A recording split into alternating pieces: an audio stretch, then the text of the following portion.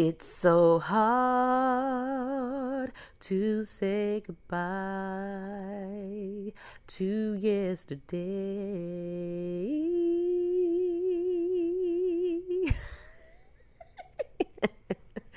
Oh my goodness, I've been having a field day with this all since yesterday, guys. I had been busy, so I knew I had to come in with an update.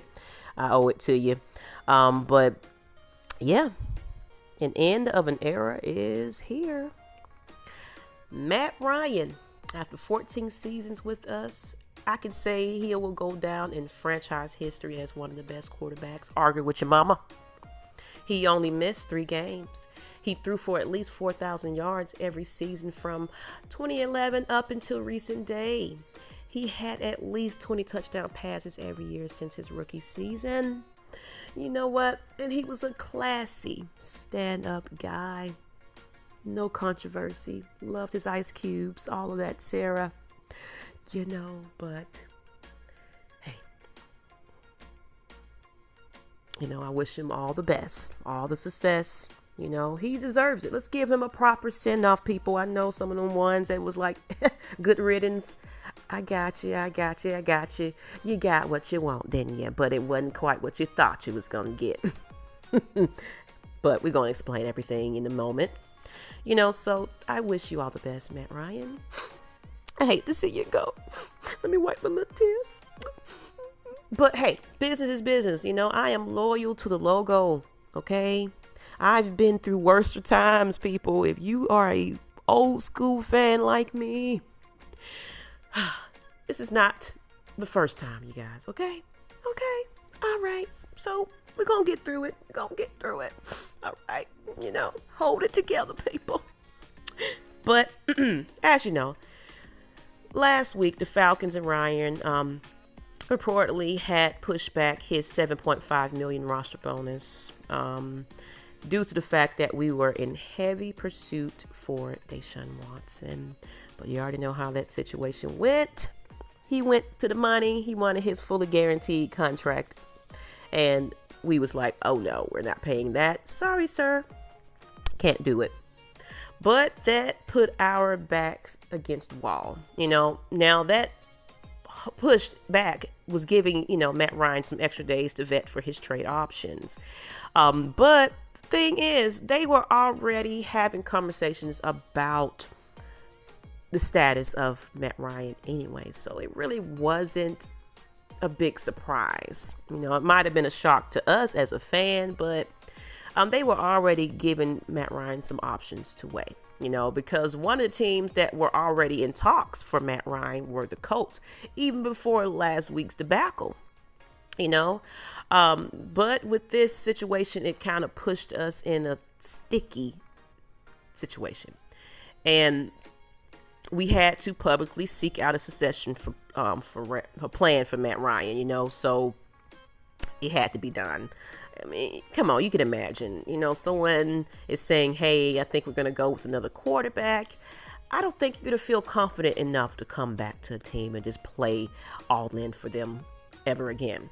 So it's business, people. It's business. But he has now been traded to the Colts for a 2022 third round pick, considering they didn't actually have a first round pick to give to us. So I think, even though it's like a low ball situation, I believe if they had a first rounder, we would have gotten him. And honestly, I really didn't recall any other teams really knocking the door down for Matt Ryan. So when your back's against the wall, you can only take what you can take at that point. But it's a win for Matt Ryan, but if you think about it, it's not really a bad situation for us either. Now, of course, after pursuing Deshaun Watson, it put us in a limited market, but I think that we'll come out in a better situation, especially next season. Now, there were rumors that Matt was asking for a new contract. Actually, according to sources, that wasn't a part of the equation. He just felt like his time had come to an end in Atlanta. Come on, you got to give it to him. At least he didn't cry and bitch and moan about it like some quarterbacks. He's a stand-up guy. He's not controversial. He just wants his money and he's going somewhere to do his job. That's all he's ever done. So when he got this trade with the Indianapolis Colts, he just felt like the Colts had a roster that's built to win now. And he didn't see it in Atlanta. And let's just face it, the writing were on the wall. The Falcons are just in a bad situations with these huge, horrible contract situations we were placed in. We can only do but so much, So speaking of that, the Falcons have $40 million in dead cap money to contend in its aftermath of Matt Ryan's trade, but is actually saving us about $8 million though. From his previous contract situation. Now, it's still the largest in NFL history, but with this trade with the Colts and them essentially taking his contract over, he is actually completely off the books after this 2022 season. So if you look at it like that, it's not really a terrible situation, you guys, because right now the Falcons currently have $62 million in dead money for this season.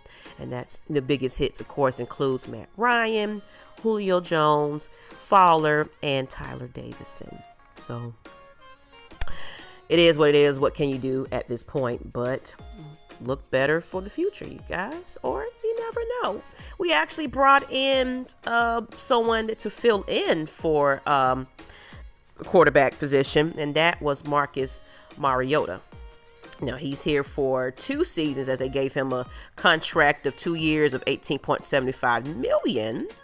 And of course, he's a servable starter or whatever they decide to do with him for a fraction of the cost of an NFL quarterback. So, we didn't break the bank for this quarterback, and we can only take what we could get right now, Now, the good note is him and Arthur Smith have a chemistry.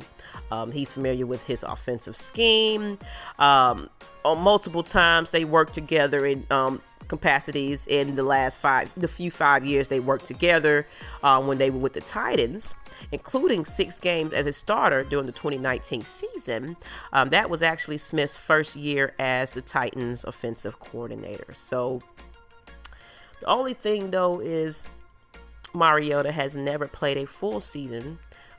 He spent the last 2 seasons with the Las Vegas Raiders as he was dealing with numerous injuries. He only appeared in 1 game in 2020 and 10 games in 2021. So hopefully he is a little bit more healthier and ready to go, But, he's a good stopgap quarterback. He's good enough to win some games if healthy, and we'll see what goes. He's here, and maybe not for the long term. You never know where it goes, but as far as being the next franchise, guys, we'll just have to see. Now the only thing is this draft class isn't very deep with rookie quarterbacks. But the Falcons did have some interviews with Matt Corral, Kenny Pickett, and Malik Willis at the Combine a few weeks ago, as well as we did attend Pickett's pro day on Monday as well. So we're still looking. So, don't fret, everybody. Get out your feelings about the situation. A better day is coming, okay? Let's just get through this season, see what happens, and just hope for the best, okay? Yeah, as you know, Atlanta has many needs this season. Of course, an edge rusher and wide receiver situation. But the good thing is this is going to be a deep draft class in the later rounds. So we are bound to get someone decent in this draft, as well as you never know who we're going to pick at the 8th spot. So let's just wait and wait, Okay? All right. Now, that's all I got as far as the news and everything. I appreciate you guys tuning in to us each and every week. We'll probably be back live pretty soon. Still trying to get this internet situation together, you guys. I'm having a situation where they're working on it in the neighborhood.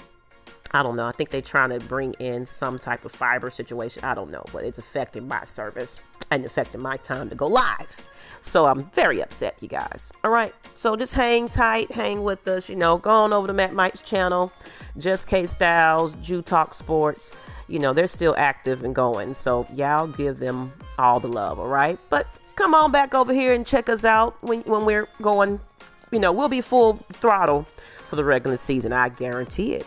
But go ahead and hit that subscribe so we can get on up to that 3K. I appreciate y'all getting us to 2K. And I'm out, people. Peace.